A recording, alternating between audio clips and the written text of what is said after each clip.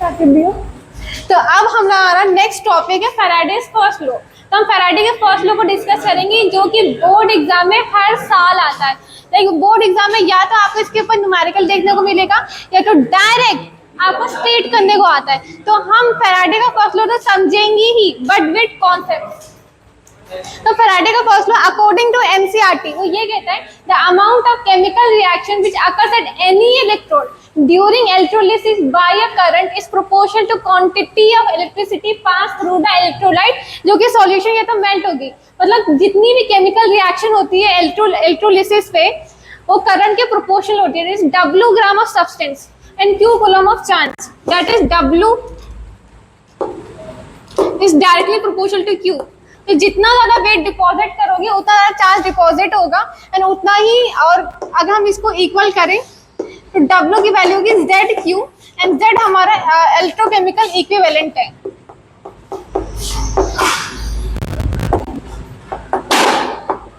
तो ये हमारी टेस्ट ट्यूब है, इसमें हमारा एक साइड एनोड है एक साइड कैथोड है। तो हम इलेक्ट्रिसिटी पास करेंगे तो एनोड में लॉस ऑफ इलेक्ट्रॉन होगा, ऑक्सीडेशन होगा कैथोड पे हमारा डिपॉजिट होगा। जैसे कि हमने निकल लिया है, निकल लिया तो निकल यहाँ पे डिपॉजिट होगा तो ये रॉड मोटी हो जाएगी। तो जितना ज्यादा टाइम होगा जितना ज्यादा चार्ज देंगे उतना ज्यादा निकल डिपॉजिट होता है।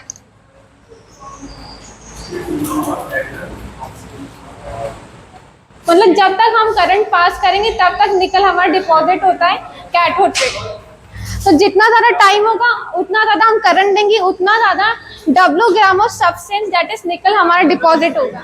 तो अब हम हाइपोथेटिकल एग्जांपल से समझेंगे कि ये सब कैसे होता है। जैसे कि आप स्क्रॉल करते हो रील्स को, या तो यूट्यूब पे शॉर्ट्स देख रहे हो या तो मूवी देख रहे हो, तो आपके दिमाग में सिर्फ और सिर्फ यही डिपॉजिट होता है कि आपके दिमाग में क्या डिपॉजिट होगा कि जितना ज्यादा आप टाइम स्पेंड करोगे वही चीज माइंड में डिपॉजिट होती है। तो वही चीज आपका डिपॉजिट होगा। अगर आपका एग्जाम आता है तो आपके दिमाग में भी वही चलेगा कि आपने ये सब किया है। स्क्रॉल करोगे, जितना ज्यादा यूट्यूब पे शॉर्ट्स देखोगे, जितनी ज्यादा मूवी देखोगे उतना ज्यादा दिमाग में कचरा डिपॉजिट होगा एंड उसके बाद आपके दिमाग में यही चलेगा। तो वैसा ही है कि जितना चार्ज पास करेंगे इलेक्ट्रोलाइट पे उतना ही चार्ज डिपॉजिट होगा इलेक्ट्रोड पे। तो ये डायरेक्टली प्रोपोर्शनल है। और अगर हम दूसरी स्टोरी लें कि time spend with wrong people,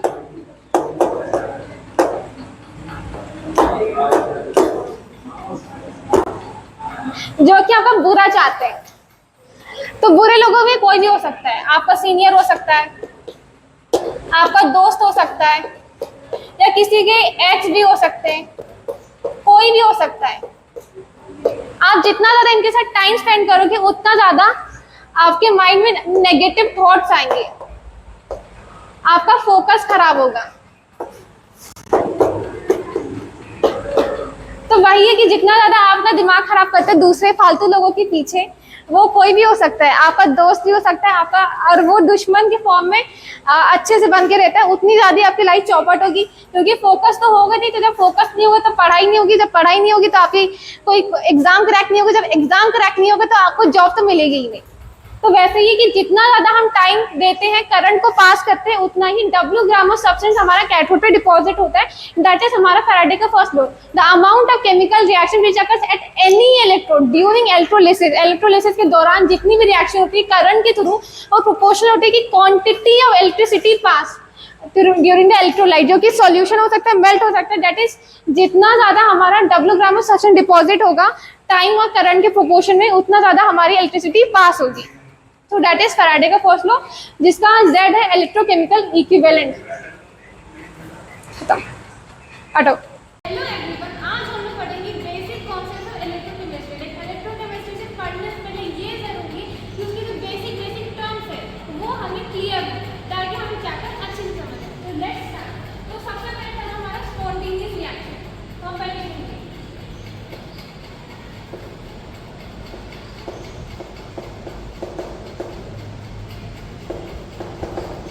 reaction which occurs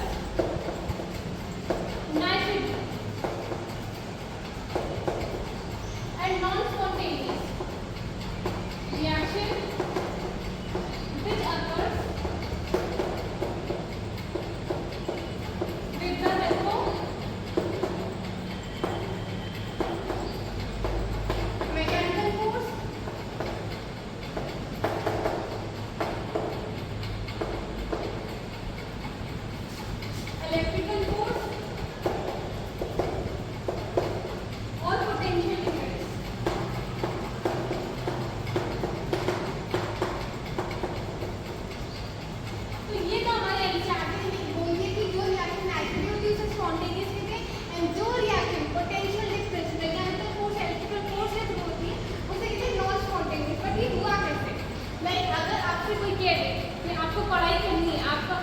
पढ़ाई करनी है, आपको रोज पढ़ाई करनी है, आप नहीं करोगे पढ़ाई। ये स्टूडेंट है राहुल, इसका नाम है राहुल, एंड ये प्रिपेयर कर रहा है जेई एग्जाम के लिए। इसके साथ ही इसके बोर्ड एग्जाम भी है, बोर्ड एग्जाम भी है, बोर्ड लेंगे 2026। तो इसके साथ देखा जाए टाइम बहुत ज़्यादा है, इतना ज़्यादा टाइम है कि हमारे पास टाइम ज़्यादा होता है तो पढ़ाई में लेने का मन नहीं करता है, तो ये भी पढ़ाई नहीं करेगा, कुछ नहीं करेगा।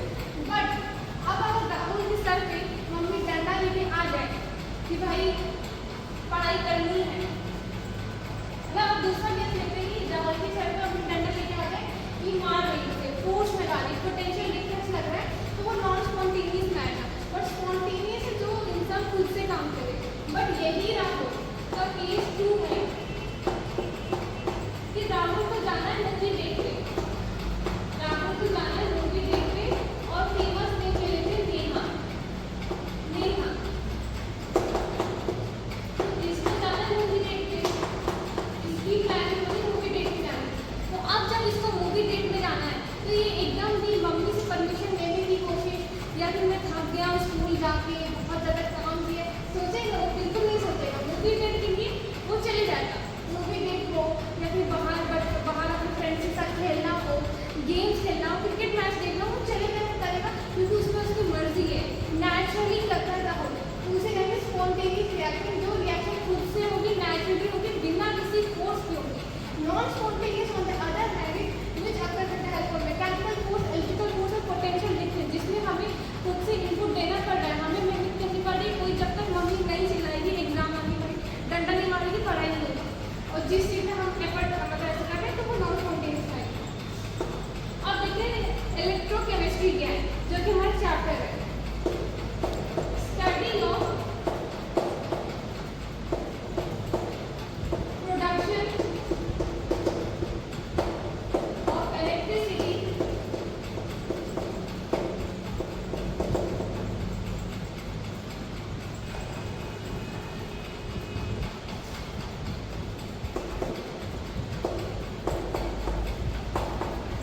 with the help of chemical energy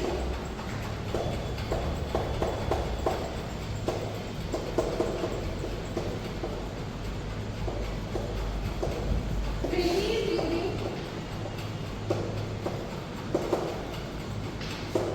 spontaneous reaction। तो इलेक्ट्रोकेमिस्ट्री ऐसी स्टडी है प्रोडक्शन ऑफ इलेक्ट्रिसिटी, ये इलेक्ट्रिसिटी कैसे प्रोड्यूस होती है, जो कि स्पॉन्टेनियस केमिकल रिएक्शन है, जो रिएक्शन खुद से होती है उसमें रिलीज होती है। स्टॉप करो। तो अब हमने देखेंगे ऑक्सीडेशन एंड रिएक्शन क्या होती है। सबसे पहले ऑक्सीडेशन ऐसी रिएक्शन होती है इनमें देर लॉस ऑफ इलेक्ट्रॉन, मतलब अगर आप किसी रिएक्शन में देख रहे हो इलेक्ट्रॉन का घाटा हो रहा है और इंक्रीज इन ऑक्सीडेशन नंबर, दो चीज देख रहे हो, या तो इलेक्ट्रॉन का घाटा हो रहा है या तो ऑक्सीडेशन नंबर इंक्रीज हो रहा है, तो आप कहोगे उस रिएक्शन में ऑक्सीडेशन हो रही है। जैसे कि जो जिंक है ये लेफ्ट हैंड साइड में, जब इसका रिएक्शन होता है तो Zn2+ बनता है, 0 इसकी ऑक्सीडेशन स्टेट है पहले, एंड अब इसकी ऑक्सीडेशन स्टेट है +2, तो जिंक जा रहा है 0 से +2 में, तो जिंक का हो रहा है ऑक्सीडेशन। ऑक्सीडेशन में क्या होता है, loss, increase in oxidation number होता है और इलेक्ट्रॉन का घाटा होता है। तो अब हम देखते हैं कि इलेक्ट्रॉन का घाटा कैसे होता है। यहाँ पे इलेक्ट्रॉन नहीं था बट यहाँ पे इलेक्ट्रॉन निकल गया, तो अगर इलेक्ट्रॉन रिलीज हो रहा है, लॉस हो रहा है, तो हम कहेंगे कि ऑक्सीडेशन हो रहा है। एंड अगर आपको पहचानना है किसी भी रिएक्शन, आपको ज्यादा दिमाग नहीं लगाना है एग्जाम में, आपको समझना है कि ऑक्सीडेशन हो रही है कि रिडक्शन हो रही है। तो अगर इलेक्ट्रॉन आपको राइट हैंड साइड में दिखेंगे तो समझ जाओ कि ऑक्सीडेशन हो रही है, that is loss of electron, that is loss of electron. But वहीं अगर आपको इलेक्ट्रॉन लेफ्ट हैंड साइड में दिखेंगे तो आप समझ दो कि उस रिएक्शन में रिडक्शन हो रही है। एंड रिडक्शन का मतलब होता है कि reaction in which there is gain of electron. अगर किसी भी रिएक्शन में देख रहे हो कि इलेक्ट्रॉन का गेन हो रहा है या डिक्रीज हो रहा है oxidation number, that is just opposite of oxidation.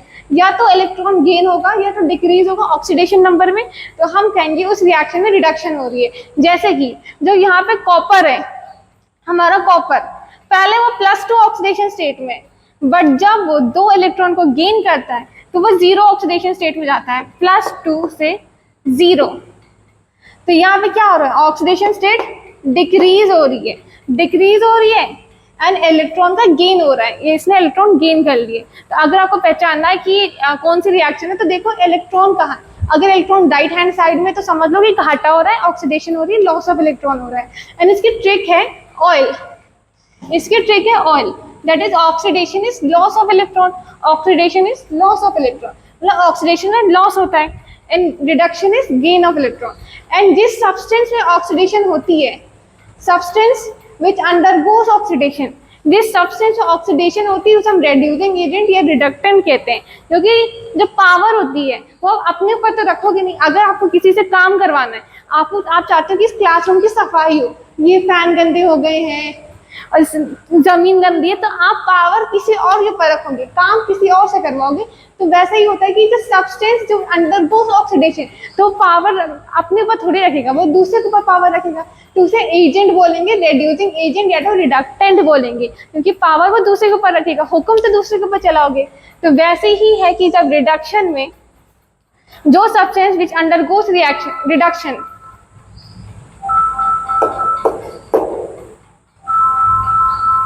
is called oxidizing agent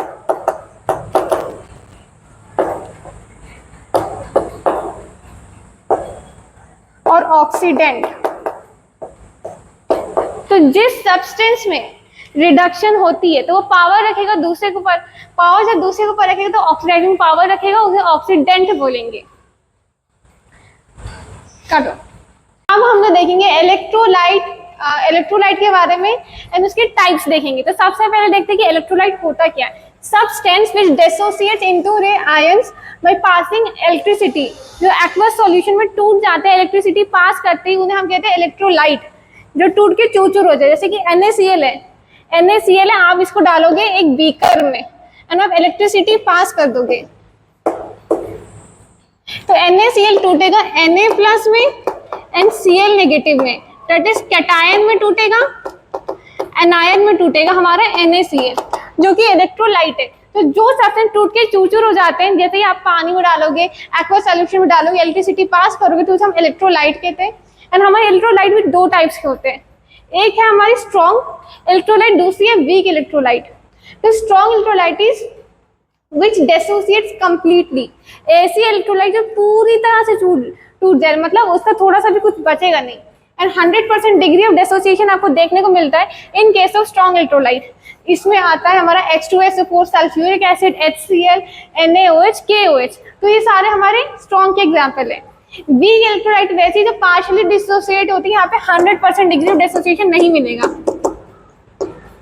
no 100% degree of dissociation. बाकी आप याद, इसकी ट्रिक भी है कि ट्रिक है panic, that is positive is anode and negative is cathode. कि अगर आपको याद रखना हो तो आप ये याद रखते हैं कि जो पॉजिटिव है वो एनोड होगा, जो पॉजिटिव टर्मिनल होगा।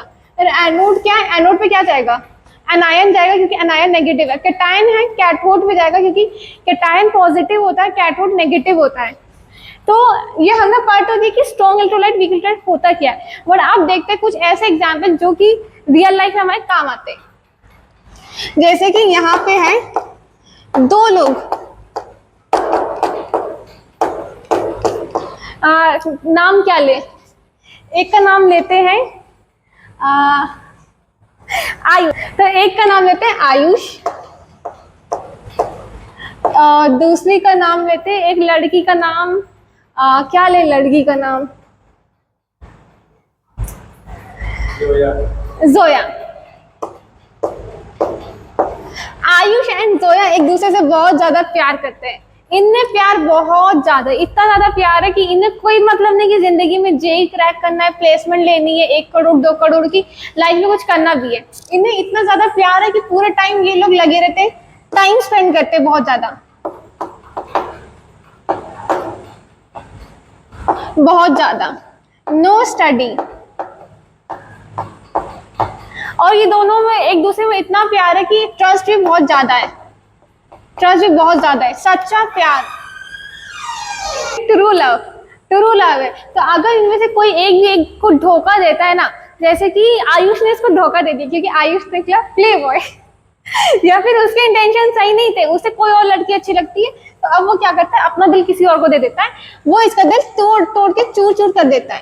तो अब जो जोया होती है, अब ना जोया से पढ़ाई होगी, ना ही उसका जेई का एग्जाम निकलेगा और ना ही उसकी प्लेसमेंट होगी।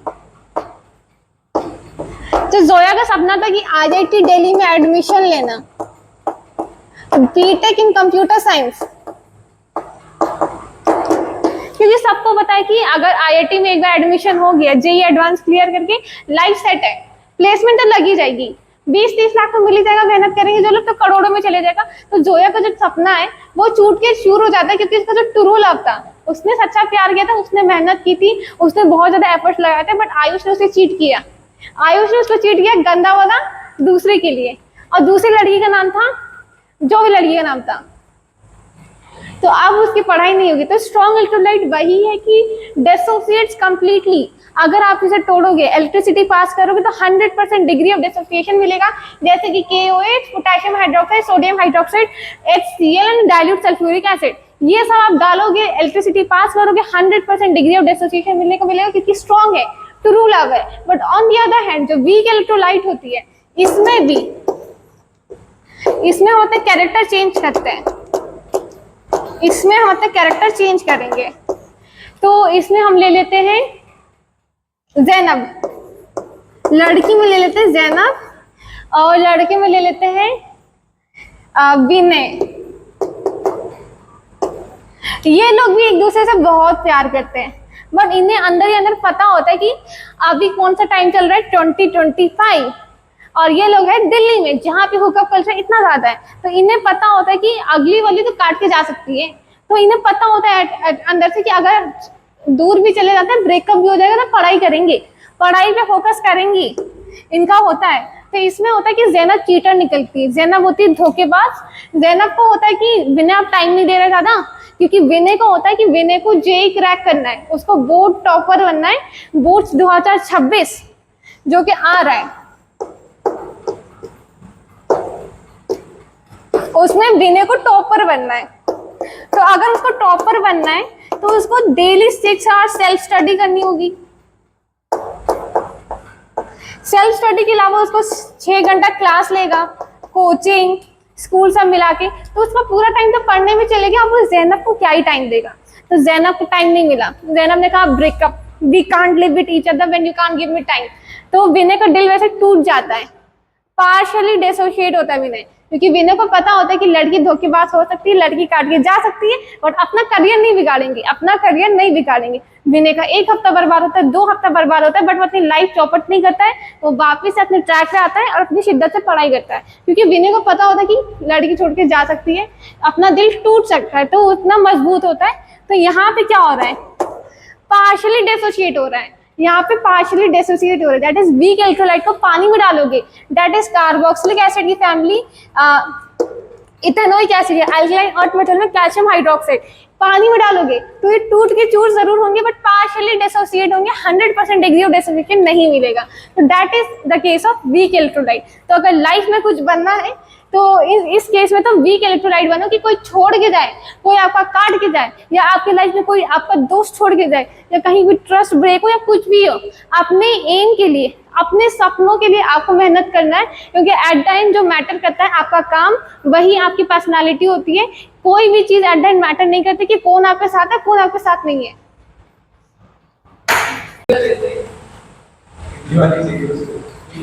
तो अब हमारा नेक्स्ट टर्म है सॉल्ट ब्रिज, जो कि यू शेप ग्लास ट्यूब होती है, जिसमें एक सॉल्यूशन होता है इनर्ट इलेक्ट्रोलाइट का, एंड इनर्ट इलेक्ट्रोलाइट ऐसी इलेक्ट्रोलाइट होती है जो कि रिएक्ट नहीं करती सॉल्यूशन में। तो अब हम 2 टेस्ट ट्यूब लेंगे एंड इसमें सॉल्ट ब्रिज को कनेक्ट कर देंगे। तो सॉल्ट ब्रिज क्या काम करती है, जैसे कि हमारा सॉल्यूशन हो गया, हमने HCl लिया है एंड पोटेशियम नाइट्रेट को लिया अगर फॉर्म में, तो जिसका बर्न एंड होगा, वो जो बर्न एंड होगा बीकर, वो होगा एनोड में डिप एंड दूसरा कैथोड में।